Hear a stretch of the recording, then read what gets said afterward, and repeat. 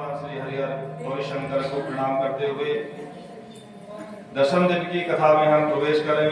शुभ दिव्य अवसर भगवान श्री शत्रुदेव की अनुकंपा से और गौरी शंकर के आशीर्वाद से एकादश दिवसीय जो यज्ञ है वह संपन्नता की ओर अग्रसर हो रहा है। प्रथम दिवस आरभ्य और एकादश दिवस पर्यंत में जो हमारा यह संकल्प है यह सिद्धि की ओर अग्रसर हो रहा है। और उसमें जो आज जो दशम दिवस है उस दिवस की कथा में हम गंगा में प्रवेश करें। उससे पूर्व मां जगदम्बा का संकीर्तन और फिर उसके उपरांत दशम दिवस की कथा में हम प्रवेश करेंगे। गौरी शंकर भगवान की जय हो। आओ आओ हंस वाहिनी मनमंदिर में आओ आओ आओ हंस वाहिनी मनमंदिर में आओ।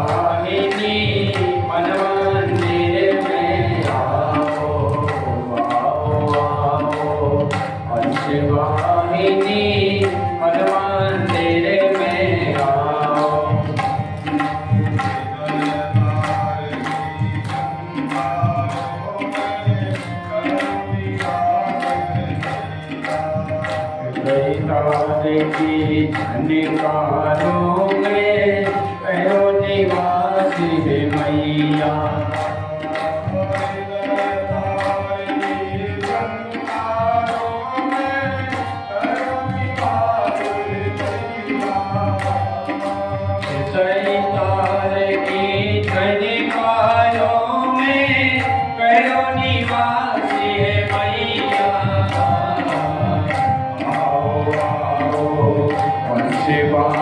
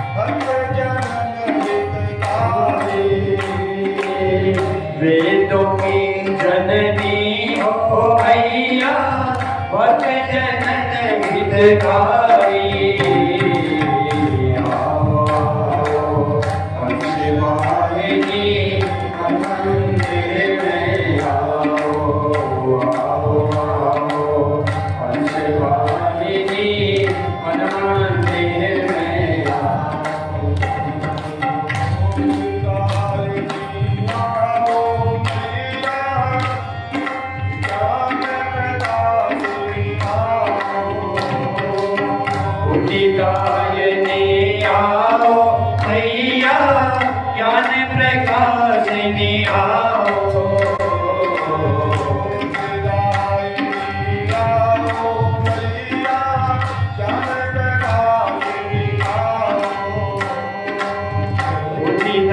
उदितायिनी आओ मैया ज्ञान प्रकाशिनी आओ, आओ आओ हंसवाहिनी मन मंदिर में आओ, आओ आओ हंसवाहिनी मन मंदिर में आओ।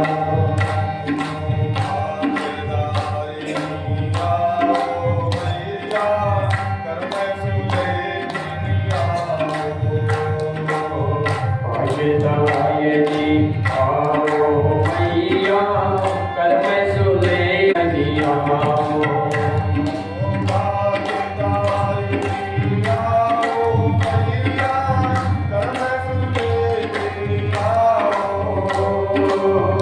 आगे जाएगी आओ मैया कर में सुलेनी आओ,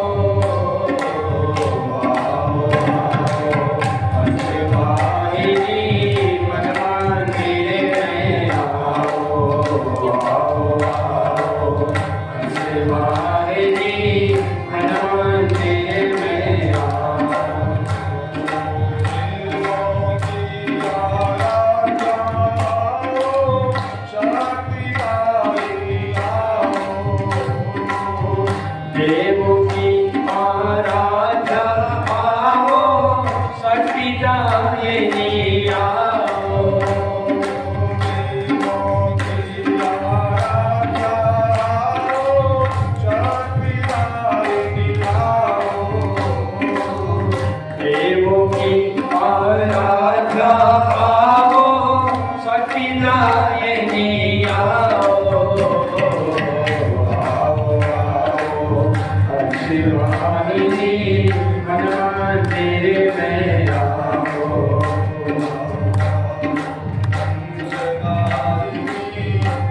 मंदिर में आओ, शिवाहिनी मन मंदिर में आओ,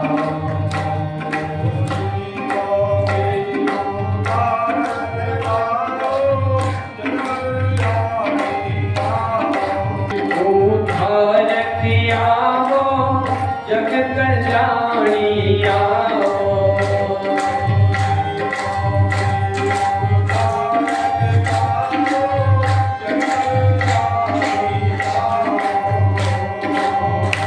जीवों की उद्धारकी आओ जग कल्याणी आओ,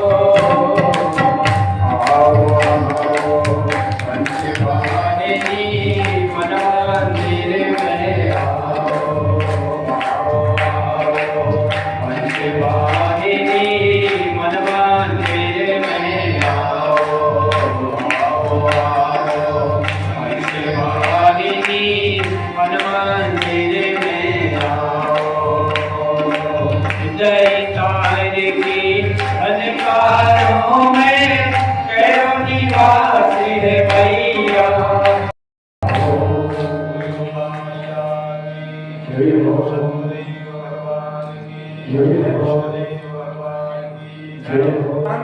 शंकर जी का प्रण है केवल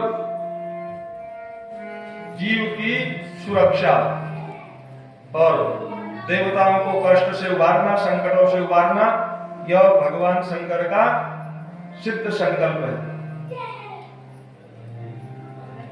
और यह कोई नहीं, यह मेरा परम भक्त है, इसका नाम दंभ है और यह दानव कुल में इसका जन्म हुआ है और यह तप पुत्र की कामना के लिए कर रहा है। और केवल इसकी एक ही कामना है कि मेरे बराबर मेरा बलिष्ठ पुत्र होना चाहिए, इसलिए यह मेरे निमित्त तप कर रहा है। और मैं अभी जाकर के तुम्हारी जो उद्विग्नता है, तुम्हारे अंदर जो द्वंद्व चल रहा है, इसको शांत किए देता हूं। अभी जाता हूं।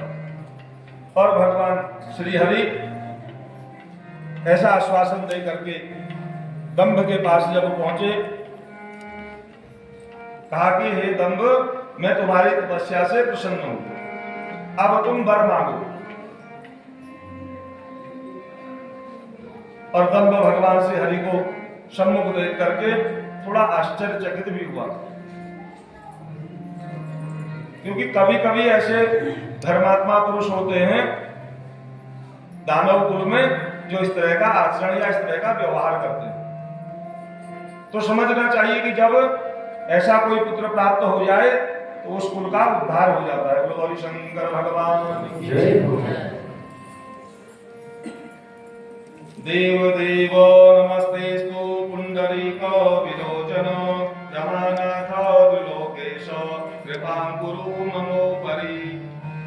ताकि हे भगवान, हे देवेश, हे रमानाथ, कृपा करी गुरु ममोपरि, आप मुझ पर कृपा करें, मेरे ऊपर कृपा करें। देव देव नमस्तेस्तु, हे भगवान, हे पुंडरीकाक्ष, हे रमानाथ, आप मेरे ऊपर कृपा करें। और यदि आप मुझसे प्रसन्न हैं तो मुझे एक ऐसा पुत्र न देवता जीत सके, न दानव जीत सके, न मानव जीत सके, ऐसा दिग्विजयी पुत्र मुझे आप प्राप्त करें, अगर आप मेरी भक्ति से प्रसन्न हैं तब। और भगवान ने तथास्तु कहा, क्योंकि भगवान को प्रसन्न थे। 1,00,000 वर्ष से जो रहा हो तो नारायण तो ऐसे प्रसन्न हो जाते हैं केवल नाम जपने से। और कुछ समय व्यतीत हुआ, भगवान शंकर की कृपा दृष्टि से और भगवान श्री हरि के आशीर्वाद से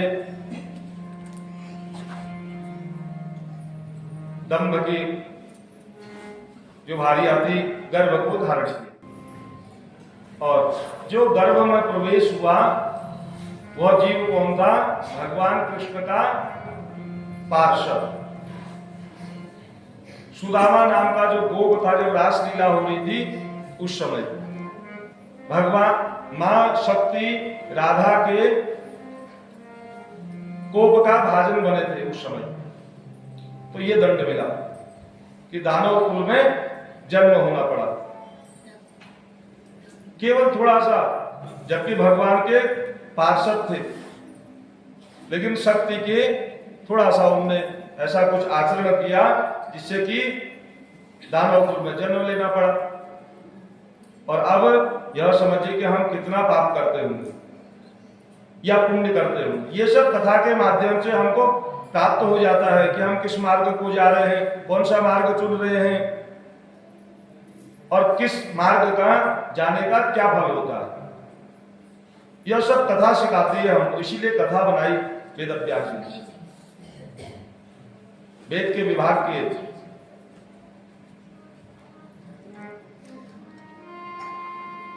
अब जैसे गर्भ में प्रस्तुत हुआ वह जीव दंभ का पुत्र जो होने वाला है इस शाप के कारण, और जब कुछ समय के बाद पुत्र का जन्म हुआ तो ऋषि महात्माओं को बुला करके उसका नाम रखा शंखचूर्ण। शंखचूर्ण का जब जन्म हुआ, सारे जो उसके दंभ के शहर पर सहयोगी थे उत्सव मनाने लगे, क्योंकि पुत्र जन्म हुआ है तप के प्रभाव से। जब काफी समय तक संतति नहीं होती है, भगवान शंकर आशुतोष का पूजन करते हैं, आरती पूजन करते हैं। पूर्व दिवस में, द्वितीय दिवस में बताया हमने, या किस चीज से अभिषेक करके भगवान आशुतोष प्रसन्न हो जाते हैं। बोले गौरी शंकर भगवान की जय। फिर उस जिस चीज के निमित्त हम तप करते हैं वो हमको प्राप्ति होती है, क्योंकि भगवान शंकर दाता है। सभी देवता दाता है, लेकिन भगवान शंकर बहुत जल्दी प्रश्नों और उसके उपरांत ज्यादा खर्च करने की आवश्यकता नहीं। प्रकृति में जो प्राप्त हो जाए उससे भगवान का पूजन करो। शंकर भगवान की, क्योंकि इसलिए प्रकृति में सारी व्यवस्थाएं से जो पूजन किया जाता है इसलिए प्रसन्न होते हैं। प्रकृति मां जगदम्बा स्वरूपा है और भगवान शंकर पुरुष स्वरूप है। तो प्रकृति और पुरुष का जब हम मिलन करा देते हैं तो भगवान शंकर प्रसन्न हो जाते हैं। बोलो शंकर भगवान की। और क्योंकि जैसा पिता जैसे दादा पौत्र में पुत्र में थोड़ा थोड़ा गुण आते रहते हैं, या फिर कोई भगवत की ऐसी कृपा हो जाए थोड़ा भिन्न हो जाते हैं। अब जो शंखचूड़ है वह भी बलिष्ठ, तुरंत कुछ समय के बाद पिताजी की आज्ञा माता जी की आज्ञा लेकर के तप करने को उद्यत हुए, तप करने लगे और इतना तप किया ब्रह्मा जी स्वयं पहुंचे। और ब्रह्मा जी जब पहुंचे उन्होंने कहा, हे पुत्र बहुत प्रसन्न हूं, जो मांगना चाहो सो मांगो। कहा कि हे परमपिता आप जो देना चाहे वो दे दीजिए, मांगना कुछ नहीं है। आपको तो पता ही है मेरे अंदर क्या है और मैं क्या मांगना चाह रहा हूं, तो आप स्वतः ही दे दीजिए। तो भगवान ब्रह्मा जी ने सुंदर से कवच उनको प्राप्त कराए और अभय होने का वरदान दिया। और साथ ही यह भी कहा कि हे शंखचूड़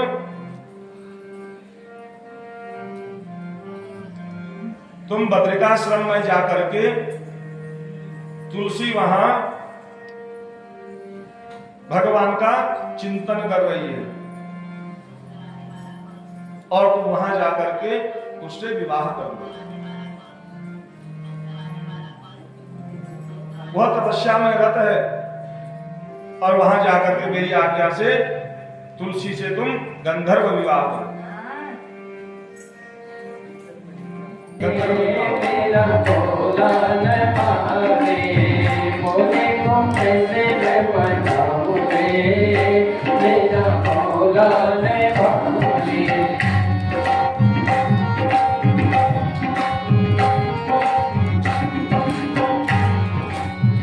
मोरे को भावे नारी सुम का डोरा, मोरे को भावे नारी सुम का डोरा, पर कहाँ से मैं जाऊँ मेरा भोला नहीं माने, पर कहाँ से मैं जाऊँ मेरा भोला नहीं माने।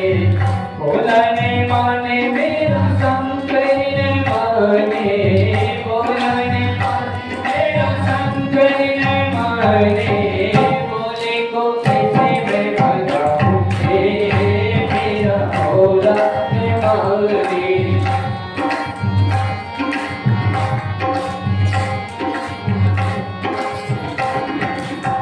भोले को भाए ना ढोलक मंजीरा, भोले को भाए ना ढोलक मंजीरा, डमरू कहाँ से मैं लाऊं मेरा भोला नहीं माने। डमरू कहाँ से मैं लाऊं मेरा भोला नहीं माने। भोला नहीं माने मेरा शंकर नहीं माने, भोला नहीं माने मेरा शंकर नहीं माने। मेरा भोला नहीं माने, भोले को कैसे मैं मनाऊं मेरा भोला नहीं माने।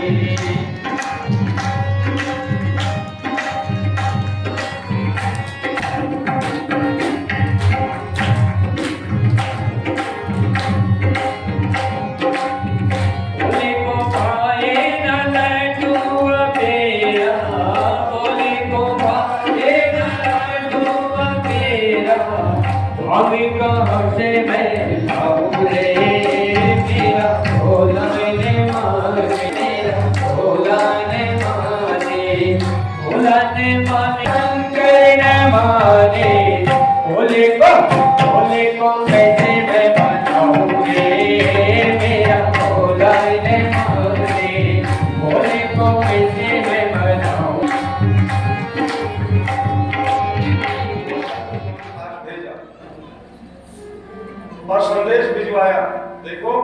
देवताओं का स्थान उनको प्राप्त करा दो। उनको जो स्थान दिया है अपने लोक में जाकर के निवास करो, सुख पूर्वक रहो, न दूसरे को कष्ट दो और न स्वयं दुखी हो। और आज हमारे समाज में ऐसी व्यवस्थाएं पैदा हो गई है कि अपने दुखों से परेशान नहीं है जीव, उसको सुख कैसे है, वो सुखी कैसे है, उसके सुख में व्यवधान करने से हम अपने नरक के द्वारों का रास्ता खोल देते हैं। बोलो शंकर भगवान की। बस वही से दरवाजा खुल जाता है कि आप लोग कितने करते रहे, तो जाना वहीं पड़ेगा उसी क्रम से। तो इसलिए हम जहाँ हैं हे परमात्मा हमारी वृद्धि करें, लेकिन दूसरे की अवनति की कामना न करें, उसकी उन्नति जैसे होते रहे तो उसकी उन्नति तो तब भी होनी है। अगर हम ऐसी कामना भी करेंगे तब भी उन्नति होगी, लेकिन उससे क्या होगा, हमारा पाप बढ़ जाएगा। और जब हमारा पाप बढ़ेगा तो फिर कहाँ की यात्रा करनी पड़ेगी? ये सब उसी की यात्रा से होकर के आ रहे। बोलो शंकर भगवान की। भेजा पुष्पदंड नाम के दूत को भगवान शंकर ने, आ जाओ समझाओ शंख चूर्ण को, और जो मेरा संदेश है वही संदेश श्रवण कराना। तो दूत का दायित्व है, जो संदेश वाहक होता है जैसा स्वामी कहे ऐसा ही वहां जाकर के कहे, अपनी कुछ ना जोड़े उसमें। और जब अपनी जोड़ने लगेगा तो विनाश होने लगेगा। तो जैसा जिसने संदेश लोकाचार में भी जिसने जैसा कहा है केवल उतना ही कहे, बस अपने कुछ ना जोड़े उसमें। ये कथा का सार है, केवल अपने हित के लिए हम बार-बार रहे। तो उन्होंने कुछ सुना और जा करके तुरंत बाणासुर से कहा कि बिटिया के आपके कक्ष से कुछ आवाजें आ रही, कुछ सुनाई दे रहा है।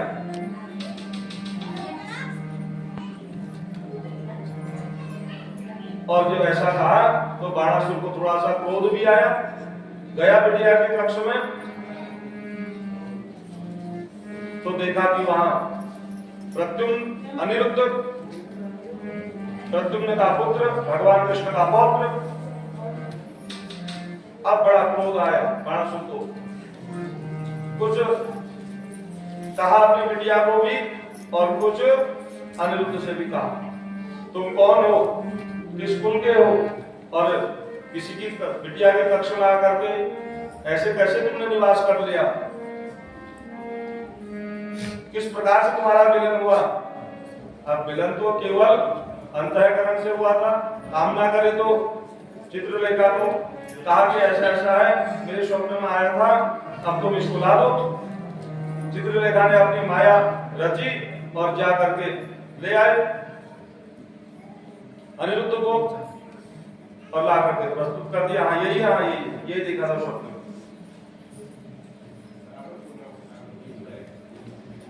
उसके उपरांत जब द्वारपालों ने ऐसा कहा, देव कश्चित् जनाति तो गुप्ताश्चांसः पुरे बलात् सपोप्रास्ति तव कन्यायां वै स्वयं गृहदाश्च। कहा कि उसके कक्ष में कोई ना कोई है। तो बाणासुर ने सारा हाथ जान करके देखा, मिल गया अनिरुद्ध और ले जा करके कहा, जंजीरों में बांधा, कहा कि इसको मृत्यु दंड दे दो, और अपने आप अपने कक्ष में चले गए बाणासुर और जा करके मदिरा का सेवन करने लगे। तो वह भी विनाशकारी क्रोध में और मदिरा का सेवन करने लगे। कुंभांड नाम के जो उनके सेना नायक थे, उन्होंने कहा देखो यह कोई अच्छे कुल का, मर्यादित कुल का प्रतीत होता है, बाणासुर से एकदम इसको मृत्युदंड ना दे। पहले पूछने कुछ भेद लेने तो नहीं आया है, किस तरह का व्यवहार करेगा, या कुछ सेना तो आने वाले नहीं है, पीछे से इस प्रयोजन से आया, इसका प्रयोजन तो जान ले पहले।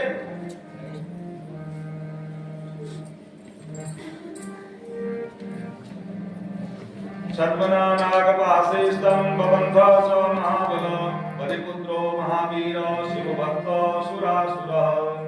और जो इसका धड़ है चीलों का, उधर पूर्ति के निमित्त बाहर डाल दो, गिद्धों के निमित्त डाल दो, और इसके मांस खाने से मुझे शांति प्राप्ति हो जाएगी। तो उधर कुमांड ने जब ऐसा कहा तो थोड़ा सा विचार किया बलि ने, बाणासुर ने। और जब बाणासुर ने विचार किया, पूछा, कहा कि तुम ही पूछो इससे, इस दुराचारी से तुम ही पूछो। बाणासुर ने कहा कुमांड से। तो कुमांड ने जब अनिरुद्ध से पूछा तुम कौन हो, कहा मैं क्षत्रिय हूं। क्यों आए हो, तुम्हें अपना मृत्यु का भय नहीं है? बोले क्षत्रियों को मृत्यु का भय नहीं होता है, क्षत्रियों का धर्म है युद्ध करना। और यह क्षत्रिय की मनस्थिति होती है, लेकिन बताया नहीं गरीबी में किस उद्देश्य से यहाँ आया, किसने भेजा है, कौन मुझे लाया, कुछ नहीं बताया। क्योंकि अगर सत्य का संभाषण कर देते तो चित्रलेखा भी क्षत्रियस्य रणे श्रेयो मरणं सम्मुखे सदा न वीरमानिनो भूमौ दीनस्यैव कृतांजलि। कहा कि जो क्षत्रिय होते हैं ना वो वीरमानी होते हैं, माने भय को प्राप्त नहीं होते हैं, वीरमानी होते हैं। उनको संग्राम से ही सुख की प्राप्ति होती है, यही क्षत्रियों का धर्म है। मैं क्षत्रिय हूं, मर जाऊंगा, लेकिन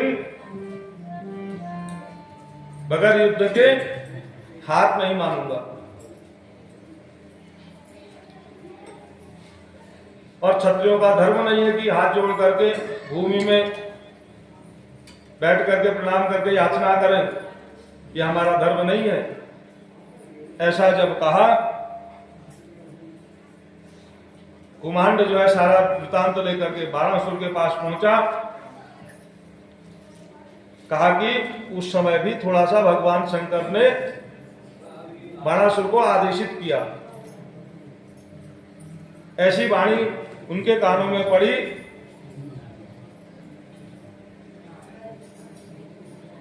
कहा कि हे बाणासुर, ऐसा मत समझो कि मैं शिव का भक्त हूं, संसार में मैं ही श्रेष्ठ योद्धा हूं, अपने आप को ऐसा मत समझो। भगवान सबके साक्षी हैं। ऐसी वाणी कानों में सुनाई दी।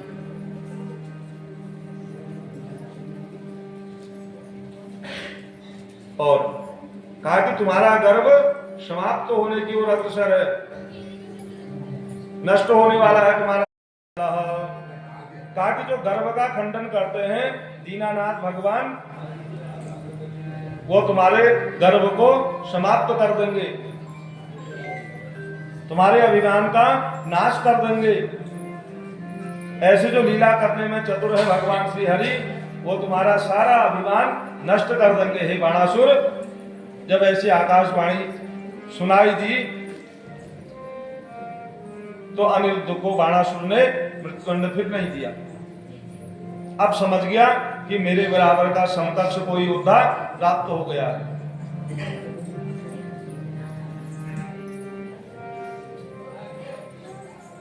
और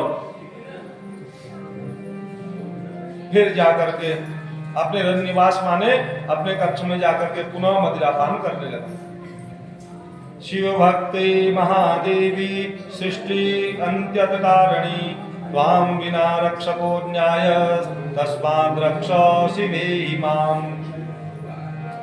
और उधर जो अनिरुद्ध हैं वो माँ काली की मनिमन बंधन में पड़े हैं, तो काली की आराधना करते हैं। शिव भक्ति महादेवी, हे महादेवी,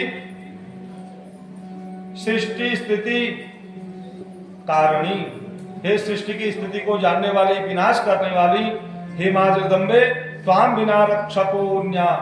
कहा कि तुम्हारे बिना मेरी रक्षा संभव नहीं है। और जैसे ही ऐसा कहा तो नागपाश में जो अनिरुद्ध जी बंधे हुए थे सब नष्ट हुआ। बोलो शंकर भगवान। प्रसन्न होती है, जगदम्बा प्रसन्न होती है स्तुति करने से। तो थोड़ा सा माँ भगवती का स्तुति सुनाएंगे और उसके बाद फिर संकीर्तन जैसा होगा, फिर उसके बाद, क्योंकि आज जो कथा का विराम भी देना है। तो माता तेरा वालिए है टूटिए नाता तेरा वालिए हे बालक तो माता तेरा वालिए है टूटिए नाता तेरा वालिए तेरा पहड़वालिए माँ मेहरवालिए माँ हे बालक तो माता तेरा वालिए है टूटिए नाता तेरा वालिए हे बालक तेरा वालिए नाता तेरा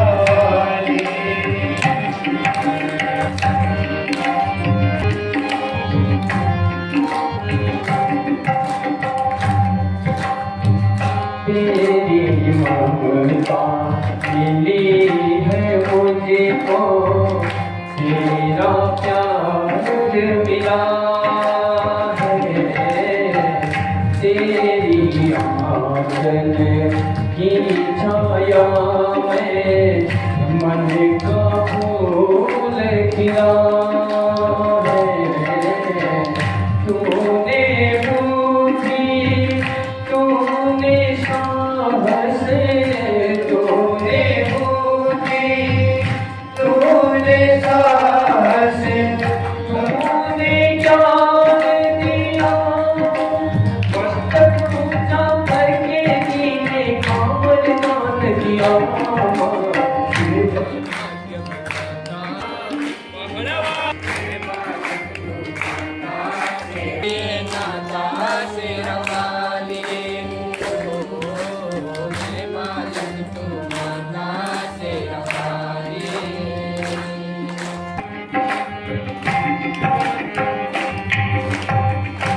जब से तूने नौ में तेरी पावन जो मंदिर मंदिर तेरी मूरत देने लगी है दिखाई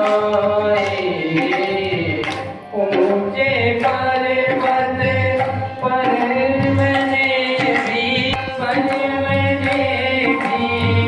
दान दिया है तेरा जिस दिन करे तो तेरी सेवा जिस दिन करे तो तेरी सेवा बोलूं ना सुन तेरा अब तेरा पड़ता तेरा वालिए है टूटिए नाता तेरा वालिए हे बालक तू माता तेरा वालिए है टूटिए नाता तेरा वालिए तेरा वालिए तेरा वालिए है टूटिए नाता तेरा वालिए है टूटिए नाता तेरा वालिए है टूटिए नाता तेरा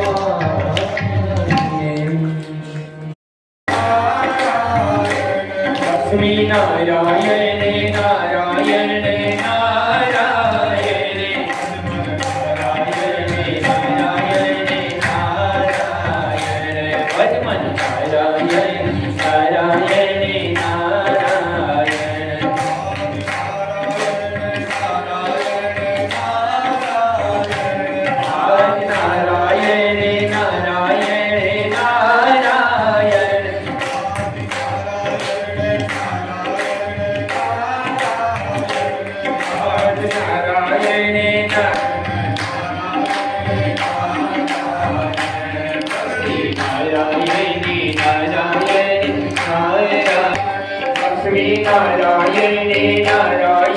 नारायण नारायण नारायण भजमन श्रीमन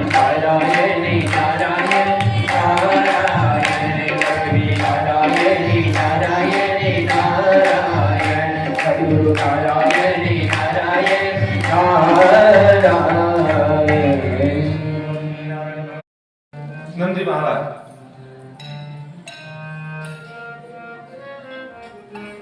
और बड़ी आशा हुआ दिव्य बालक धीरे धीरे बढ़ा तो कहा 3 नेत्र और जटाधारी, 4 भुजाएं। भगवान शिव का जैसा वेश ऐसा ही वेश नंदी भगवान का। सारे रुद्रगण नंदी को देखने के लिए प्रस्तुत हुए और शिलाद मुनि कहते हैं कि भगवान की असीम अनुकंपा से आज उत्सव मनाने का अवसर प्राप्त हुआ है। भगवान शंकर की धन्यवाद स्वरूप में स्तुति गाते हैं। भगवान की 2 तरह से स्तुतियां गाई जाती हैं। एक तो जब हम आर्त भाव से पुकारते हैं किसी कार्य के निमित्त हमारा कार्य निर्मितता पूर्ण हो, और एक भगवान के धन्यवाद स्वरूप जब हमारा कार्य पूर्ण हो जाता है। तो जब हमारे घर में विवाह उत्सव इत्यादि होता है तो पहले क्या पूजन करते हैं? गणपति पूजन। विघ्नों के नायक है जो उनका पूजन करते हैं।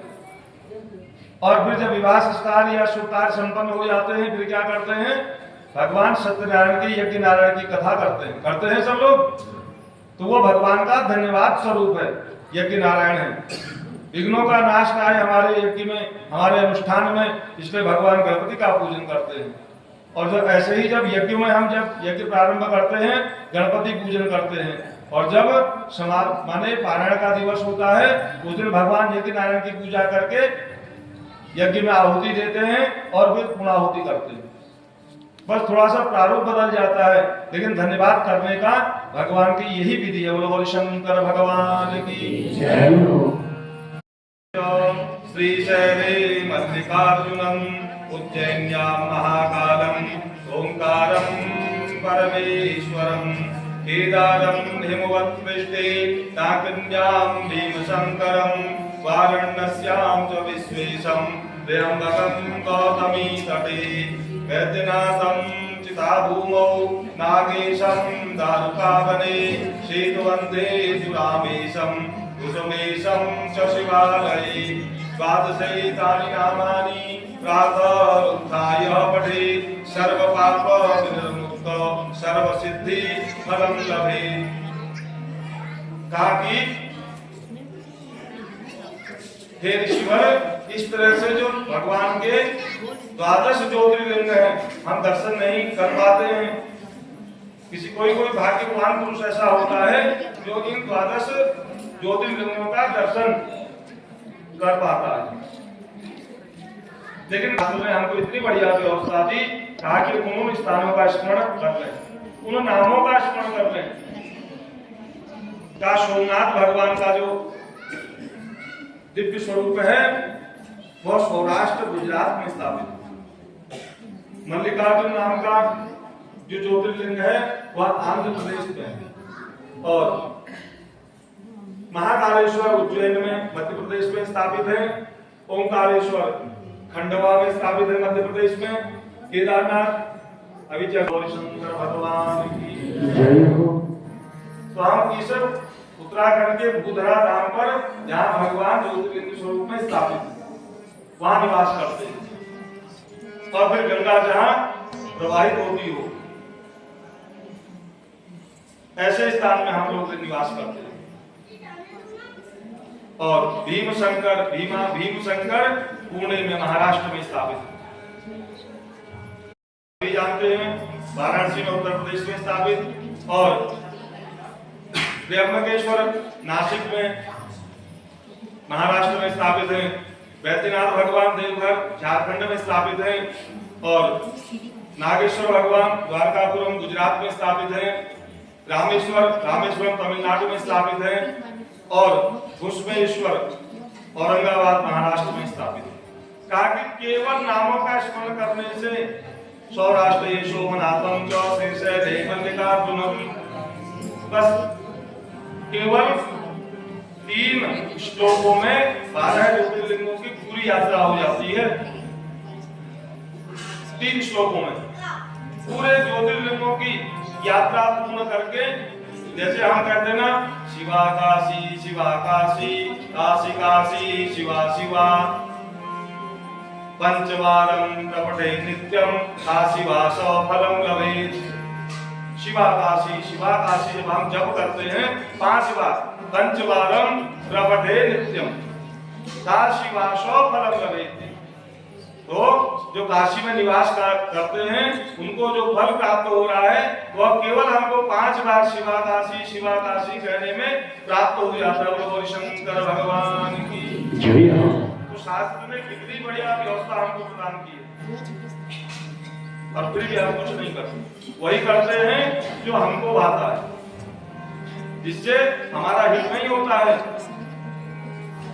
अगर हम शास्त्र की मर्यादा से अपना जीवन व्यतीत करते हैं तो हित भी होता है, उसमें फिर धर्म भी होता है, धर्म से परहित भी होता है, और जब परहित होगा तो उस परहित के चाहने और करने में कोई ना कोई हमारा भी हितैषी होगा, जिससे कि हमारा उद्धार हो जाएगा। बोलो शंकर भगवान की जय। यही कथा का सार है। और इसी भगवान के 12 ज्योतिर्लिंगों की यात्रा के परिपूर्ण होते ही हमारी जो 11 दिवसीय कथा का जो क्रम है, आज 10 दिवस की कथा परिपूर्ण होती है।